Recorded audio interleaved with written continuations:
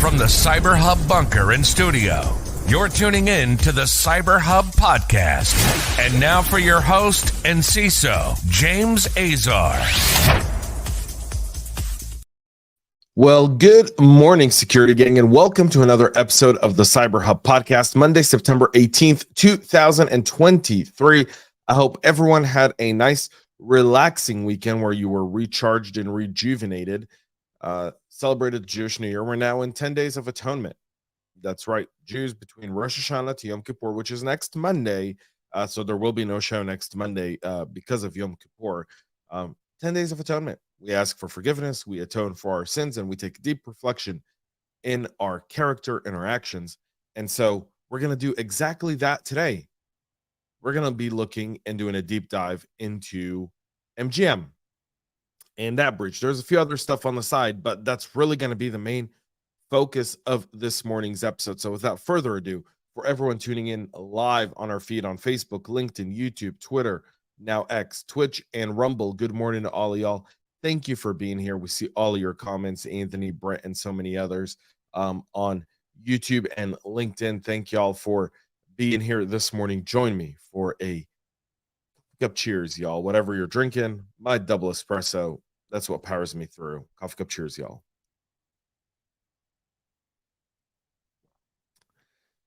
Now we're ready to kick off this morning's show. Again, cyberhubpodcast.com. Find all the latest. You can also check us out and support us on Substack by going to jamesazar.substack.com. So let's kick off this thing with MGM. So lots of stuff over the weekend around MGM.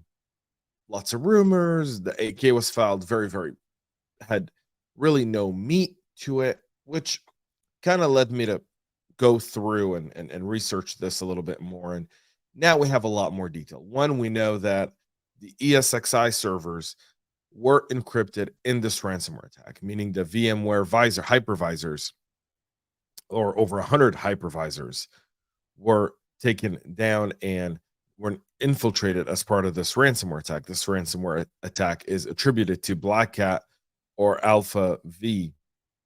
I think Alpha V is what it is. They did confirm that one of their adverts carried out the MGM attack, saying it wasn't the same actor that it wasn't the same actor that hacked Western Digital. There's a few different names for this specific threat actor. BlackCat said that MGM Resorts remained silent on the provided communication channel, indicating that the company had no intention to negotiate a ransom payment. But then there's an additional piece to that, which is the Okta agent sync was actually one of the vectors here. So, I'm an aviation fanatic. And one thing you always learn when you read some of the disasters that happen in the air, or some of the mistakes, is it's a series of mistakes that lead a plane to go down, not just one, but a series of them.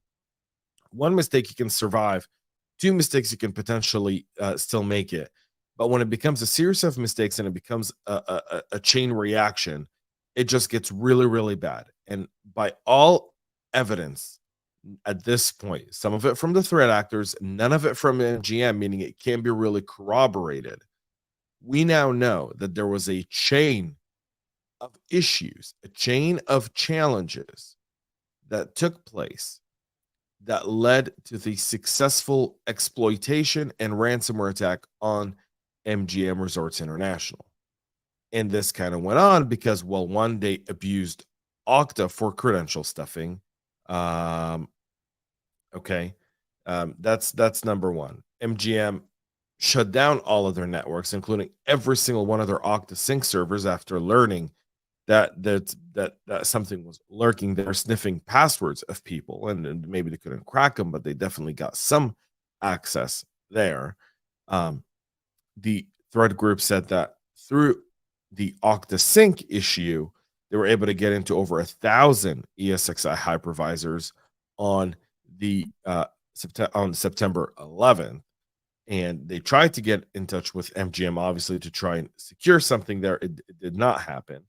Okta CSO David Bradbury confirms the cyber attack on MGM had a social engineering component, but adds it was successful because the threat actors were sophisticated enough to deploy their own IDP and user database into the Okta system. which then leads to believe that there's some specific vulnerability or some specific lack of visibility within your IDP agents where someone can essentially add a whole slew of users with a whole various levels of permissions without it triggering some alarm somewhere or some notice somewhere to that extent. Not that familiar with the Okta system and Okta Sync, so I can't really speak to that in great detail. But nonetheless, that appears to be one of the issues here is the fact that they were able to compromise their IDP, add users into their IDP and high privileged users to do that, and then take it from there. Okta has warned about this previously, but there's now MFA abuse to go to that. And you know, we've talked a lot when I was at BlackCat. One of the things I said in one of the interviews I had, I believe it was with Adaptive Shield with Mauer Bin, was identity's the new endpoint. And that's so very true, especially now that we look at the MGM breakdown. It all started, it kind of, Okta was a springboard in addition to everything else. The ESXi hypervisors were likely behind the CVE, which is why it was so easy to take advantage of them. Right? We constantly talk about these, and this is significant, right? So like, keep this in mind. This is extremely significant. Google, for their end, Google-owned Mandiant says that the financial motivation behind the threat actors was expanding their targets as well as monetization strategies. The hacking group had targeted at least 100 organizations. These are the guys behind Octopus, Scatterswine, and Spider. That most of their targets were in the US or Canada. The group typically engages in SMS phishing campaigns, but has likely broadened its skills. Again, they're going after the endpoints we don't always look to defend. Okay. And I see some of your comments here. Yes, Okta source code was stolen a year ago. Microsoft 3 years ago. These things matter. These things have long-term impact. You don't see it the next day. We're in an instant gratification type of mentality as this generation. But these threat actors are patient, and they go in, they steal it, they discover vulnerabilities, and they pick a target where they know they can have the most success, where they're most likely to get paid and make a name for themselves. And that's exactly what they did. But they've also made a huge target on their backs. If you don't think every single law enforcement agency in the world is after these guys, you're very, very wrong. Plus, they're in it to the MGM family, and I don't need to give you the stigma around casinos, do I? You know, I have a feeling this is going to end up like Ocean's 12. Once these guys get caught, they're either going to get caught by law enforcement or by someone coming and knocking on the door going, you owe me $30 million plus interest. So we'll figure out that stigma at some point or another. But again, to summarize this is a chain reaction of really challenges that exist within our environment. And every practitioner goes through this. Every practitioner, every single one of you who practices the science, the art of cybersecurity, every single one goes through this. You've got multiple vulnerabilities. You've got multiple challenges. You're running multiple projects simultaneously. And if one isn't deployed correctly, if one isn't, if all of your T's aren't crossed, if all of your I's aren't dotted, if some of the stuff just remains open and the right threat actors get in with the right skill and it's the perfect storm, you end up with a situation like what MGM has been going through for the last week. And we're not smart a week later, right? The real postmortem on this attack is going to be probably at BlackCat next year. That's really when we're going to see the real postmortem, because the postmortem is how much do they have to rebuild? How much of their environment was really compromised? How many projects and how many layers of their IT tech stack was compromised in this that requires so much more? So there's some real consequences to this, and those are going to be evident here very, very shortly. BlackCat, for their aspect of ransomware, also hitting Azure Storage environments with a Sphynx encryptor. This has nothing to do with the MGM piece, but has everything to do with the fact that these threat actors are now targeting stolen Microsoft accounts with the Sphynx encryptor to target Azure Cloud Storage. Sophos XOps incident responders discover the attackers using a new Sphynx variant with added support for custom credentials. They gain access through using a stolen one-time password. They disable tamper protection and modified policies. You know those one-time passwords where you get a code to your email? Well, if your email's compromised, it kind of defeats the purpose of your password, doesn't it? There's that. Okay, maybe third-party apps. I don't know. Maybe. I don't at this point. The police and law enforcement in the UK just can't catch a break. Nearly a month after the London PD suffered their own cyber attack and data breach, now the Greater Manchester Police follows a third-party supplier, Fumble, apparently, where the UK National Crime Agency is now investigating the incident after a third-party company fell victim to a ransomware attack. In an email that GMP sent to its staff, it noted that the data may have been accessed, including names, ranks, photos, and serial numbers, but no financial information was stolen. They're targeting the cops in the UK, folks. It's very that they're getting all of their identities, all of their information. They're storing it somewhere, and you got to wonder for what purpose. But that's the two largest police departments in the UK now falling victim for that. If an intel guy I'm looking at this and going, something eerily big is targeting our law enforcement, and we ought to know what that is. Whether these incidents are related or not, the coincidence here is just a bit too much for one.